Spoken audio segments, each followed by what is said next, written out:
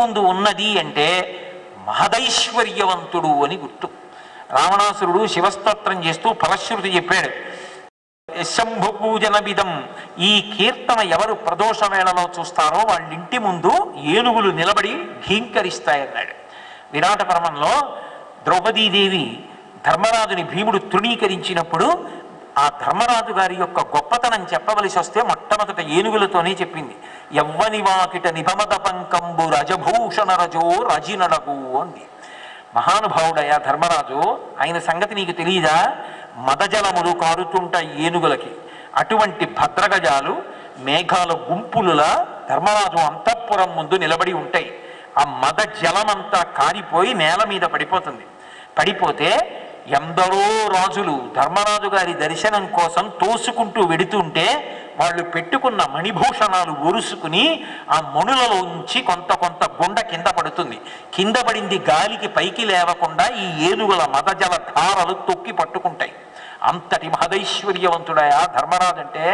యవ్వని వాకిట ఇభమద పంకంబు రాజభూషణ రజో రాజినడగు, యవ్వని కడగంట నివ్వెటెల్లడి చూట్కి మానిత సంపదలు ఇనుచుండు, యవ్వని గుణలత లిడువారాసుల కడపటి కొండపై కలయబాకు, యవ్వని చారిత్రమెల్లలోకములకు నొజ్జయి వినయంబు నరపుగరపు అంటుంది.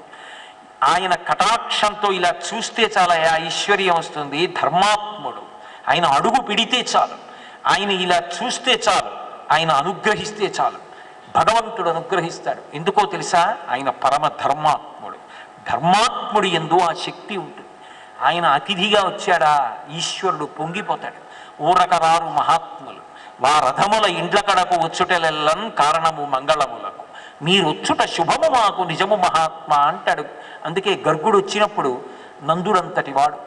ధర్మమునకు అంత గొప్పతనం ఉంది. అందుకే ఐశ్వర్యము అన్న మాటకి చివరి హద్దు చెప్పవలసి వస్తే అది ఏనుగుకే చెప్తారు. ఇన్ని విధాలుగా ఏనుగు గొప్పది. అందుకే ఆ ఏనుగు మీద పరమేశ్వరుడు విహారం చేస్తాడు. ఏనుగును ఎక్కి వెడతాడు. అది ఒక కారణం. రెండు, అసలు ఈ లోకంలో ఎవ్వరికీ లేనటువంటి ఒక అద్భుతమైనటువంటి లక్షణం ఉన్నటువంటి 3 ప్రాణులలో ఏనుగు ఒకటి. ఏమిటి అద్భుతమైన లక్షణం అంటే అది ద్వైపమై ఉంటుంది. ద్వైపం అంటే సృష్టిలో ఉన్న అన్ని ప్రాణులు ఒక అంచెలో తింటాయి. ఓ కుక్క ఉందనుకోండి, దానికి అక్కడ ఒక కోడిపిల్ల కనపడితే తినేద్దాం అనిపించింది అనుకోండి, ఎగిరి దూకి నోటితో పట్టుకు తినేస్తుంది. కానీ ఏనుగు ఉందనుకోండి, హస్తి అంటారు దానికి, చెయ్యి తొండం, తొండంతో చెరుకు కర్ర పట్టుకుని పైకెత్తి నోట్లో పెట్టుకుంటుంది. కోతి ఉందనుకోండి, చేత్తో పట్టుకుని నోట్లో పెట్టుకుంటుంది. మనిషి చేత్తో పట్టుకుని నోట్లో పెట్టుకుంటాడు. ఇవి ద్వైపం, 2 అంచెల్లో తింటే ఉత్కృష్ట ప్రాణులు అంటారు. అటువంటి ఉత్కృష్ట ప్రాణుల యందు ఏనుగు ఒకటి. ఏనుగుకున్న ఇంకొక గొప్పతనం ఉంది. అప్పై దీక్షితారు వారు చెప్తారు, ఈ లోకంలో మన ప్రయత్నం లేకుండా మన మనసుని లాగేటటువంటివి 5 ఉన్నాయి. ఈ 5 మన ప్రయత్నం చెయ్యక్కర్లేదు. చాలా కష్టం. మనసుని తీసుకెళ్ళి ఎక్కడైనా పెట్టాలి అంటే అదంత తేలిక కాదు. కానీ మన మనసుని లాగగలిగినటువంటి శక్తి కలిగినటువంటివి 5 ఉన్నాయని చెప్పారు అప్పై దీక్షితారు వారు. అందులో మొట్టమొదటిది ఏది అంటే ఏనుగు. అందుకే ఏనుగు నడిచి వెడుతోందనుకోండి, ఆబాలగోపాలం ఆ ఏనుగు వంక చూసి పొంగిపోతారు. దాని నడక అందం, దాని కదలిక అందం, తొండం కనపడం అందం, దాని ముఖం అందం, దాని చిన్ని కళ్ళందం, దాని తొండం అందం, దాని దంతాలందం, అదే అందం.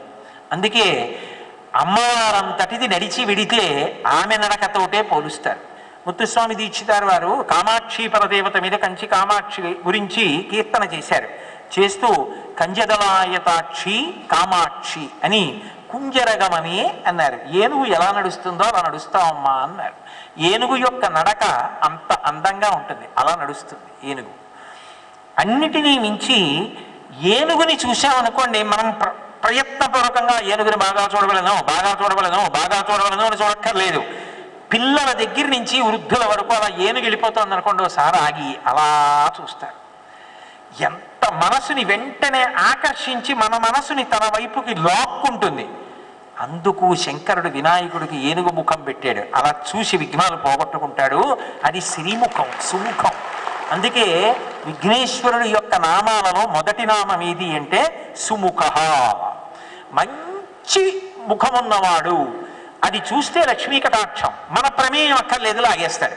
అందుకే సుముఖశ్చైకదంతశ్చ కపిలో గజకర్ణకః లంబోదరశ్చ వికటో విఘ్నరాజో గణాధిపః ధూమకేతుర్గణాధ్యక్ష బాలచంద్రో గజాననః వక్రతుండ శూర్పకర్ణో హేరంబ స్కందపూర్వజః షోడశైతాని నామాని యప్పటే శృణుయాదపి విద్యారంభే వివాహే చ ప్రవేశే నిర్గమే తథా సంగ్రామే సర్వకార్యేషు విఘ్నస్తస్య నజాయతే. నువ్వు తప్పకుండా ప్రతిరోజు చదవవలసిందే ఈ 16 నామాలు. ఒకవేళ మీకు చదువుకోవడం రాకపోతే కాగితం మీద రాసుకుని చదవవలసిందే. అసలు ఇవి చదవకుండా ప్రారంభం చెయ్యొద్దు ఏది కూడా. ఒకవేళ నీకు చదవడం రాకపోతే ఎప్పటేత్తు శృణుయాదపి, ఇంట్లో చదవగలిగిన వాళ్ళ చేత చదివించుకుని విను చాలు. తప్ప చదవకుండా వినకుండా ఏ రోజు కార్యక్రమాన్ని మొదలు పెట్టవద్దు. అంత గొప్ప ముఖం.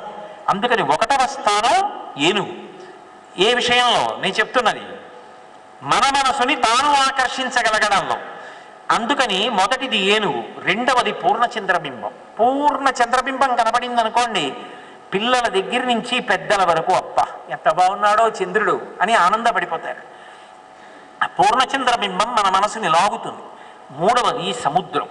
సముద్రపు ఒడ్డుకి వెళ్ళారనుకోండి, ఆ సముద్ర గాంభీర్యం, ఆ ఘోష, ఆ కెరటాలు, ఆ ఓడలు, ఆ పడవలు, ఎక్కడో కనపడినంత దూరం ఆ అగాధం కింద సముద్రం, ఆ నురుగు, ఆ హడావిడి, పిల్లలు ఆటలు, పెద్దవాళ్ళు కూడా ఆపుకోలేక వెళ్ళి కాళ్ళు కడుక్కుంటూ ఉండడం, ఆ కెరటాలు పెద్ద వచ్చేటప్పటికి తోసినట్టుగా అయితే ఓసారి ఊగడం, వెనక్కి రావడం, కాళ్ళ కింద ఇసుక వెళ్ళిపోతే గోయి పడితే మళ్ళీ పైకి రావడం, ఇంత చేసిన కాళ్ళకి ఇసకంటుకోవడం, ఆ కాళ్ళు దులుపుకోవడం, బయటికి వచ్చిన తర్వాత పంచెల చాపుకి ఉప్పు తట్టు కట్టడం, ఇవన్నీ మన మనసుని లాగుతుంది సముద్రం. మన ప్రయత్నం అక్కర్లేదు.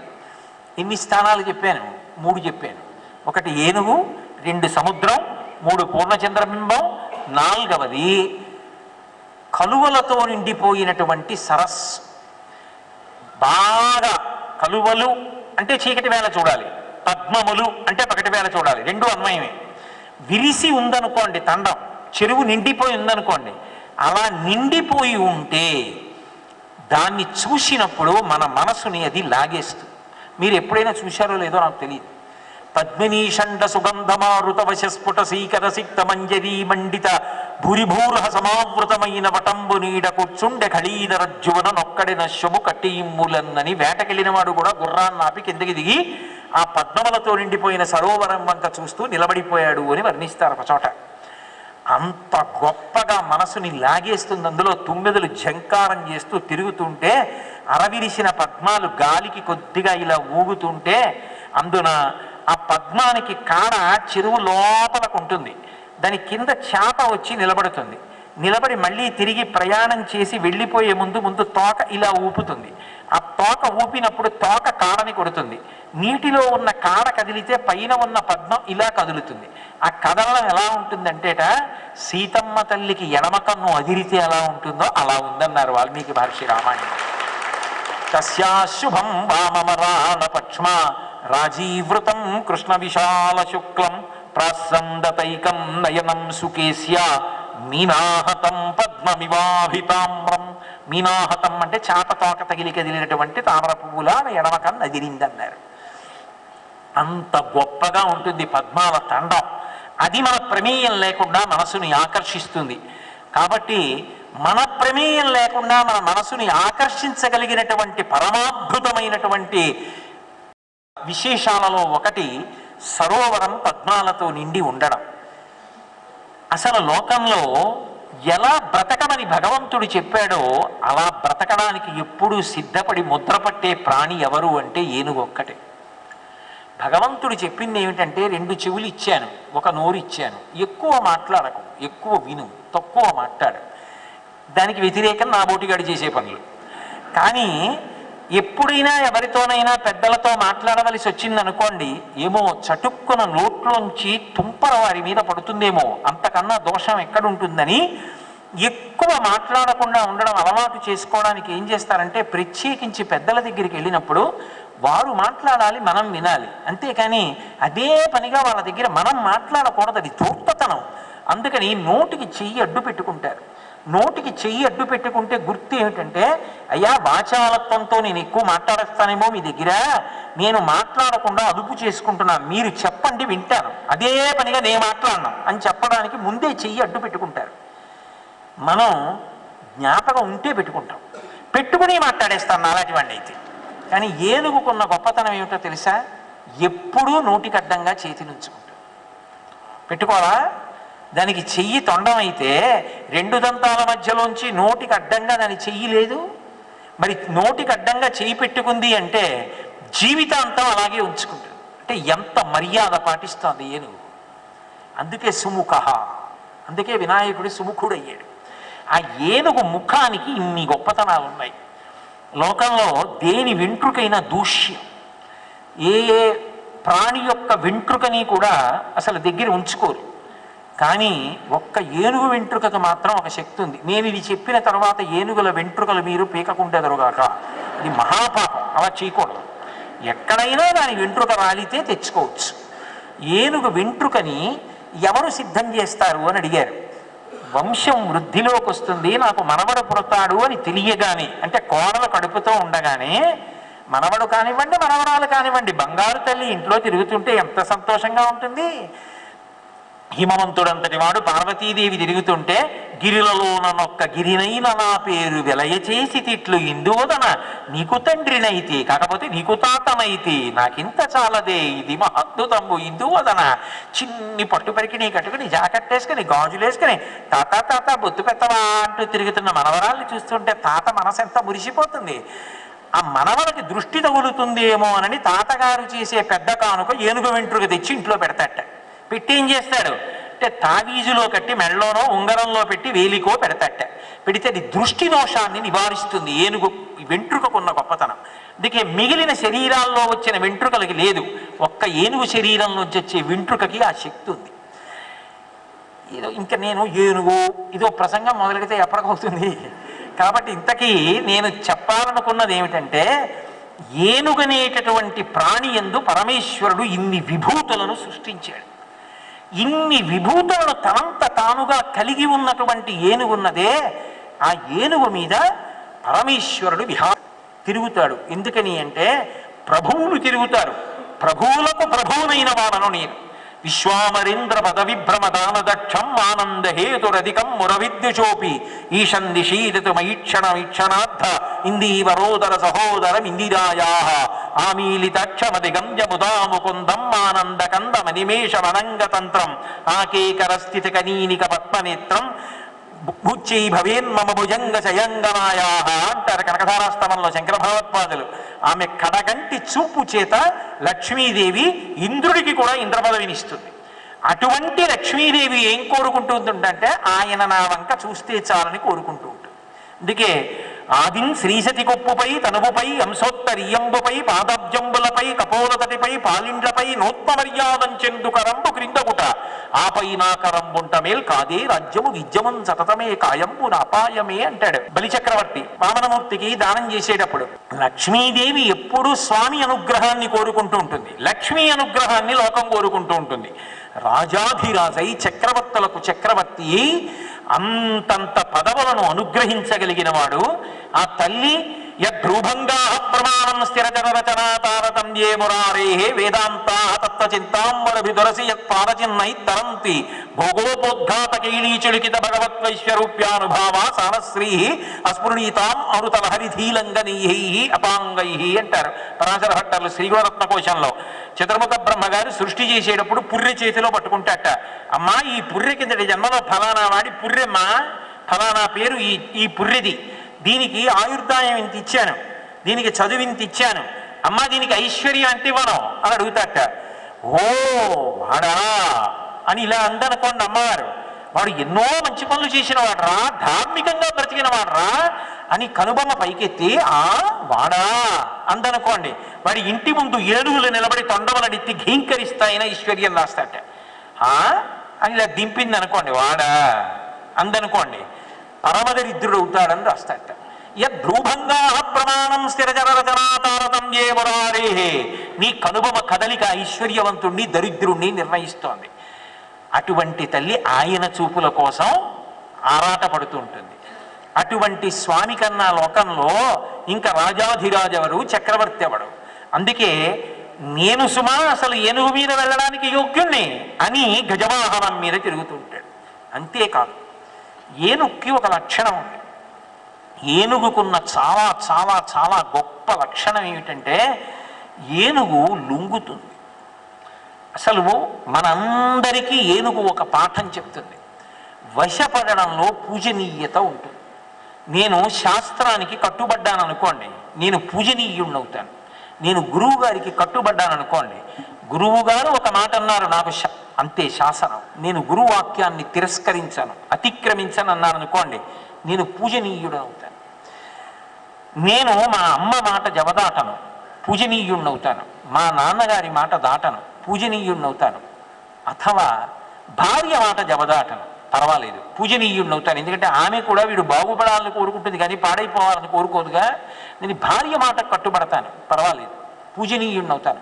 నేనెవరి మాటకి కట్టుబడను, నా అంత వాణ్ణి నేను, నా మాటకి నేనే కట్టుబడను అంటే అది విచ్చలవిడితనాన్ని పొందిన ఏనుగు. పారిపోతారు అందరూ. ఏనుగు కట్టు తప్పుకుని తిరుగుతోంది అనుకోండి, ఎవ్వరూ నిలబడరు, పారిపోతారు. ఎందుకో తెలుసా? ఏనుగు బలం ఏనుగు శరీరం అంతా. ఏనుగు తొండంతో యుద్ధం చేస్తుంది, కుంభస్థలంతో గుద్దుతుంది, పాదముల కింద పెట్టి తొక్కేస్తుంది, అలాగే తన శరీరం పెట్టి నొక్కుతుంది.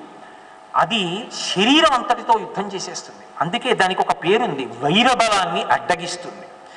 కోట గోడకి బ్రహ్మాండమైనటువంటి కొయ్యతో తలుపులు చేస్తే పూర్వకాలంలో అవి బద్దలు కొట్టాలంటే భద్రగజాలని తీసుకొచ్చి వాటి కడుపులకి ఇనప గొలుసులేసి వాటి మీద టేకు మాని పెట్టి ఆ ఏనుగుల్ని పరిగెత్తించేవారు.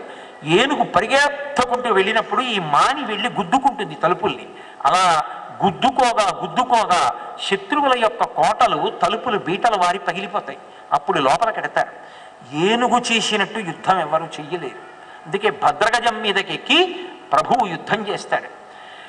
అటువంటి విచ్చలవిడితనాన్ని ఏనుగు పొందిందనుకోండి, ఇక దాన్ని నియంత్రించలేరు. కట్టుబడిందనుకోండి, దాని మీద భగవన్మూర్తిని కూడా పెట్టి లక్షల మంది జనంలోకి తీసుకొస్తాడు. ఏనుగు ఒక్కసారి మామటికి కట్టుబడింది అనుకోండి, ఎంత కట్టుబడిపోతుందో తెలుసా? ఒక చిన్న విషయంలోనే కదండి నేను అతిక్రమిస్తానని ఇక అనదు దాని జీవితం. మీరు ఎప్పుడైనా చూడండి, మామటి ఏనుగుని ఒక చోట నిలబెట్టవలసి వచ్చింది అనుకోండి, మామటి ఏం చేస్తాడంటే దాని రెండు కాళ్ళ ముందర అంకుశాన్ని పెడతాడు. పెట్టి తాను పక్కకి ఎక్కడో కూర్చుని ఎవరితోనో మాట్లాడుతుంటాడు. ఏనుగుకు ఒక లౌల్యం ఉంటుంది, అది కాలెత్తి అస్తమానం ముందుకి వేసుకుంటూ ఉంటుంది, కదులుతూ ఉంటుంది. అది కాలెత్తుతుంది కానీ ఎదురుగుండా అంకుశం ఉంటుంది, దాటదు. మామటికి వశపడిపోయింది. దాటక వెనక్కి కాలు పెట్టి ఊపుతుంది. మీరు ఎప్పుడైనా చూడండి, ఏనుగు ఇలా పెట్టి ఇలా ఊపుతుంది తప్ప, ఎందుకనంటే ముందుకి దాటదు, మామటికి వశపడింది. పక్కన ఉన్నాడా లేదా కాదు, ఆయన పెట్టాడు అంకుశం, ఇక దాటదు. తాను ఎంత లొంగిపోతుందంటే అసలు అది తలుచుకుంటే మామటిని తొండంతో పట్టుకుని గిరగిరా తిప్పి గోడకేసి కొట్టగలదు, లేకపోతే కింద పెట్టి కాలుతో తొక్కేయగలదు. కానీ తన మీద ఎక్కడానికి మామటికి తాను అవకాశం ఇస్తుంది. మీరు గురువాయూరు వెడితే రాత్రివేళ భద్రగజాల మీద పరమేశ్వరుడు కృష్ణ భగవానుడు ఊరేగింపుగా గుడి చుట్టూ వెడతాడు. వెళ్ళేటప్పుడు అవి ఏనుగుల్లా కనపడవు మనకెక్కడ, భద్రగజాలు వస్తాయి. ఒక్కొక్క భద్రగజం చూడ్డానికి ఆ స్తంభం అంతంత ఎత్తు ఉంటుంది, అంతంత ఎత్తైన ఏనుగులు వస్తాయి. వచ్చినప్పుడు అసలు దాని మీద ఎలా ఎక్కుతారని మనకు అనుమానం వస్తుంది, నిచ్చెన ఏదో వేసుకుంటారా అని. కానీ చిత్రం ఏమిటంటే అర్చకుడు పరిగెత్తుకుంటూ వెడతాడు. ఆయన పరిగెత్తుకొస్తుంటే ఏనుగు ఒక పక్కకి వంగి కాలుని బాగా చాపుతుంది. చాపితే ఇక్కడ మడత పడి లోతుగా సంధిబంధములు కిందకి దిగుతాయి. పరిగెత్తుకుంటూ వెళ్ళి దొరికిన చెవి పట్టుకుంటాడు. పట్టుకుని ఓ గోడ ఎక్కినట్టుగా సంధిబంధముల యొక్క కన్నములలో కాళ్ళు వేసి పైకి ఎక్కి ఎగిరి దాని మీద కూర్చున్న తర్వాత కాలు దగ్గరికి తీసుకుని ముఖం సరిచేసుకుంటాడు. పైన ఉన్న కృష్ణ పరమాత్మ మూర్తి కింద పడకుండా ఉరిగి ఎక్కించుకుంటుంది అర్చకుణ్ణి. తనకి తానుగా అంత వశపడిపోతుంది ఏనుగు. అంత వశపడింది కాబట్టే భగవంతుని యొక్క మూర్తిని దాని మీద కూర్చోబెట్టి ఉత్సవాలు అవుతుండగా లక్షల మంది జనం ఉండగా ఏనుగుని ముందు నడిపిస్తారు. కట్టు తప్పదు. జనంలోకి వెళ్ళదు అని నమ్మకం. ఎవడు తనంత తానుగా దేనికైనా వశపడతాడో ఆ వశపడిన వాడు కీర్తింపబడతాడు. విశ్వనాథ సత్యనారాయణ గారు చెలియలి కట్ట అని ఒక సాంఘిక నవల రాశారు. సముద్రం తలుచుకుంటే ఊరి మీదకి వచ్చి పడిపోలేదా? తాను ఒక నియమం పెట్టుకుంది, కట్టుబాటు పెట్టుకుంది, నేను దాటను, ఇది దాటి ముందుకు వెళ్ళను పెట్టుకుంది. కాబట్టి సముద్రం మిగిలిన వాళ్ళు బ్రతకడానికి అవకాశం ఇచ్చింది. చెలియలి కట్ట ధర్మంతో పెట్టింది శాస్త్రం. అందుకే నువ్వు ఎంత శక్తివంతుడవైనా కావచ్చు, చెలియలి కట్ట దాటవద్దు. ధర్మీచ అర్థీచ కామీచ నాతి చరామి, ఈమెను దాటను. ధర్మమునందు అర్థమునందు కామమునందు ఈమెని అతిక్రమించను. ఎంత శక్తివంతుడనైనా ఆమె యందు మాత్రమే నా ధర్మార్థ కామములు. ఇది శాస్త్రం యొక్క గొప్పతనం. ఆ వశవర్తి కావాలి, ఆ లొంగరం అన్నది రావాలి. ఆ లొంగరం అన్నది రాలేదనుకోండి, జీవితంలో అస్తస్తమాన మధ్యలో అహం పైకొస్తోందనుకోండి, నా అంతవాణ్ణి నేను అన్న భావన పైకొస్తోందనుకోండి, అది వశపడని ఏనుగు. దాన్ని ఉత్సవాలకి తీసుకురాలి. నేను గత సంవత్సరం అనుకుంటాను, ఆ పై సంవత్సరం నేను తిరుపతిలో ఉన్నాను. కనుమ పండుగ. ఆ గోశాలలో గోవుల దర్శనం కోసమని వెళ్ళాను. వెళ్ళినప్పుడు ఏదో పెద్దవాళ్ళు వస్తున్నారు పూజ చూడడానికి, ఉండండి మీరు కూడా అంటే, సరే ఈలోగా గోశాల చూసొద్దామని అలా తిరుగుతున్నా. గజశాల దగ్గరికి వెళ్ళాను. ఒక పెద్ద ఏనుగు ఉంది, ఇనప గొలుసులతో కట్టి ఉంచారు. ఈ ఏనుగు కొండ ఎక్కదా అని అడిగాను. కొండ మించే దిగిపోయింది అన్నారు. ఎందుకు దిగిపోయింది అన్నాను. ఇది ఒక్కసారి కట్టు తప్పి భక్తుల మీదకి దూసుకెళ్ళింది, దీన్ని కిందకి దింపేశాం. ఈ ఏనుగుని ఇక పైకి ఎక్కించాం. కొన్ని ప్రభుత్వాలకి ఉత్తరాలు రాశాం. అవి అనుమతినివ్వగానే దీన్ని తీసుకెళ్ళి అరణ్యంలో వదిలిపెట్టేస్తాం. కట్టుబడి ఉన్నవేవో అవి వెంకటేశ్వర స్వామిని వహిస్తున్నాయి, వెంకటేశ్వర స్వామి ముందు నడుస్తున్నాయి, స్వామివారికి సంబంధించిన అలంకారాలు పొందుతున్నాయి, స్వామివారి ఏనుగు అని కీర్తింపబడుతున్నాయి, ఆయన దేవాలయం ముందు నిలబడుతున్నాయి. కాంచీపురంలో ఏనుగు ఉదయం వేళ పూజ తీసుకోవడానికి వెడుతుంది. మొట్టమొదట వస్తుంది, అమ్మవారి వైపు పృష్ఠభాగం పెడుతుంది. పైన మంటపంలో మనం కూర్చుంటాం, మన వైపు ముఖం పెడుతుంది. దూడ చక్కగా పూజ చేయించుకుంటాయి. ఏనుగు ఇక్కడ వరకు వస్తుంది. ఎంత ఏనుగు? అంతెత్తునున్న ఏనుగు వస్తుంది. ఈ ఆవు నైవేద్యం సమయంలో దాణా తీసుకొచ్చి అక్కడ పెడతారు, అందులో అరటిపండు వేస్తారు. ఏనుగు తొండం చాపి ఇలా అందుకోదు, ఆవుని తొండంతో తొయ్యదు, ఒక్కడుగు ముందుకేదు, అలాగే నించుంటుంది. ఈ ఆవుకి పూజ అయిపోయిన తర్వాత గోవు వెళ్ళిపోతుంది, ఏనుగు వస్తుంది. అది ముఖాన్ని అమ్మవారి వైపు పెడుతుంది, లక్ష్మీస్థానం కదా మరి, కుంభస్థానాన్ని అమ్మవారి వైపు పెడుతుంది, పృష్ఠభాగాన్ని వెనక్కి పెడుతుంది, మధ్యలో ఖచ్చితంగా సరిపోతుంది, అంత ఉంటుంది. ఉండి అర్చక స్వామి లేచొచ్చి నైవేద్యం అయిపోయిన తర్వాత నోట్లోకి పెడతాడు ఇలా అరటిపండు, చక్కగా పుచ్చుకుంటుంది. తొండం చాపి అక్కడే బెల్లంగడ్డ అరటిపళ్ళు ఉన్నా ఇలా తీసుకోదు, నైవేద్యం పెట్టి నోట్లో పెట్టే వరకు అలా నించుంటుంది. బొట్టు పెడితే పెట్టించుకుంటుంది, హారతిస్తే పుచ్చుకుంటుంది. అంతా అయిపోయిన తర్వాత మావటే హా అంటే చక్కగా నడిచి వెళ్ళిపోతుంది. అంతే. వశపడింది, కామాక్షి ముందు పూజ స్వీకరిస్తాం. వశపడింది, దేవాలయంలో ఉత్సవంలో వెళ్ళింది. వశపడలేదు, ఏనుగంత ప్రమాదకారి లేదు. నీ జీవితంలో వశపడడం నేర్చుకో. ఎవరో ఒకళ్ళకి వశవర్తివిక. గురువుగారి మాట వింటా, తండ్రి మాట వింటా, తల్లి మాట వింటా, శాస్త్రం మాట వింటా. నేనెవడి మాట విన్ను, నా అంతవాణ్ణి, నా ఇష్టం అయితే చేస్తా, లేకపోతే పడుకుంటా, నీ కర్మ ఏడు, ఎవడేం చేస్తాడు. అందుక వచ్చింది మనిషి శరీరం, శాస్త్రానికి కట్టుబడి బ్రతకడానికి వచ్చింది. అదోటి మళ్ళీ గొప్పగా చెప్పుకోవడం ఒకటే. కాబట్టి ఏనుగు మనకి పాఠం నేర్పుతోంది, ఎలా బ్రతకాలో, ఎలా జీవించాలో.